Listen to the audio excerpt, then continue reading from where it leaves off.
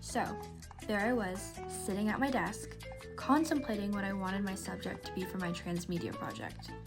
Then it hit me. I just watched Sex and the City this summer, so I couldn't help but wonder if I could relate the sex and dating lives of my friends to this iconic show.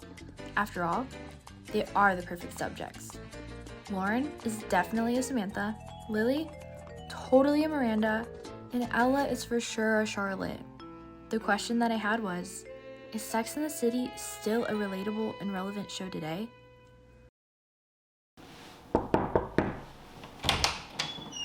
Can I ask you about your sex and dating life? And all the dirty details? When do we start? Does this have to be on camera? I don't want my parents to see it. Describe my dating life in a few words. A hot fucking mess. The way I would describe my dating life is weird and complicated. In a few words, I would say my dating life is not as simple as it looks, but also very rewarding. I identify with Samantha because she's a badass, you know? She kind of just does what she wants and has fun doing it while having a killer career.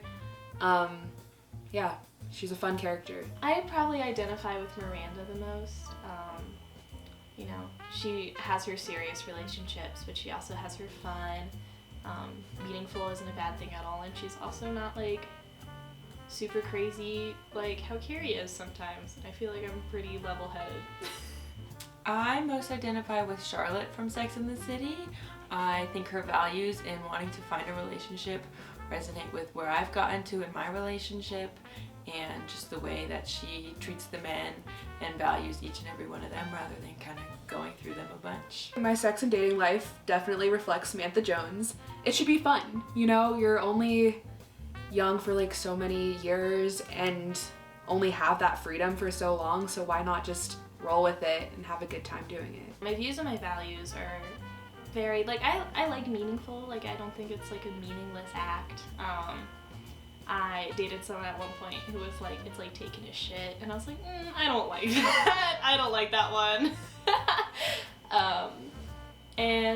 But I don't know, like, it's for fun. Like, it's not a bad thing at all, and I think a lot of the time people are scared to talk about it or like express themselves or like have open conversations, but I think it's like a natural part of life and everybody has fun. Like, a little hedonism is okay. In terms of sex, my values are kind of more about that is something that's meaningful and very vulnerable. I like to pick and choose and value who I do that with, and do it when it's someone that I know cares about me and I care about them, rather than kind of hooking up. Although I do believe it's okay for any girl to do whatever. I don't believe in shaming it.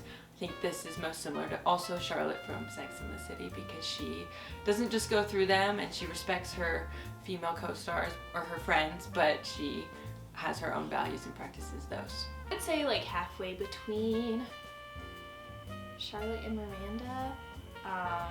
I'm not like crazy Charlotte where like every guy I'm like, you're my husband.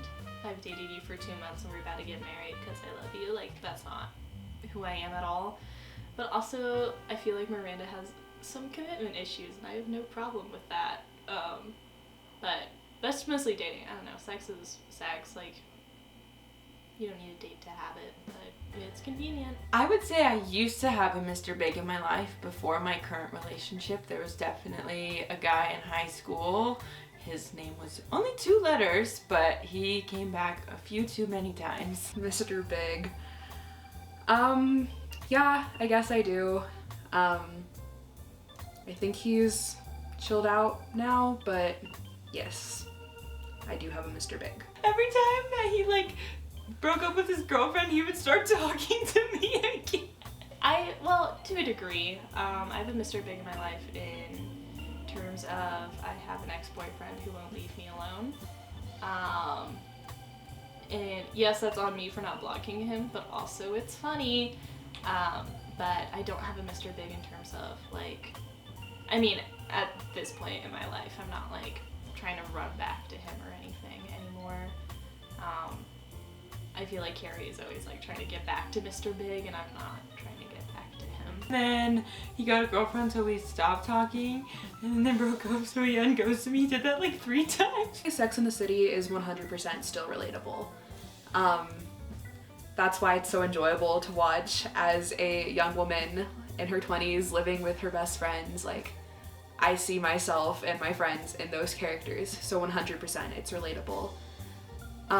There's a few spots in the show where I do feel like it falls a little short in terms of relevancy, but overall, for a show in the 90s and early 2000s, I think it was completely fresh and fun for its time, and definitely still relatable. I think it is relatable and relevant. I mean, it's nice to see such like an iconic like time period, like late 90s, early 2000s is so fun. And I think it's awesome to see like these characters in that time and their experiences with sex and relationships, like before everything was super progressive. And I don't know, I feel like today we struggle with putting too many labels on everything, and there's this scene in Sex and the City where they're like, who cares, like fuck who you want to fuck, like it doesn't matter. You don't need to label anything for yourself, and I do really agree with that. I think it's like stupid in both times. I do think Sex and the City is relatable and relevant today, especially to women. We do like to have these conversations and what they call debrief, but I also think it depicts a very healthy representation of different dating lives and how women go about that. And I think it also accurately depicts how hard it can be to deal with men when you want to date them. So I think it's relevant. I think it was a little bit ahead of its time, and I think it'll be relevant and, if not relatable, for a long time for a lot of women.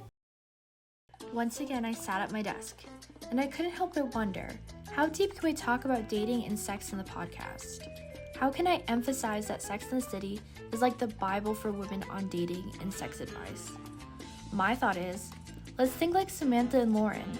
Let's spill all the dirty little details and come to a conclusion on whether we should take advice and seek relatability in the show Sex and the City.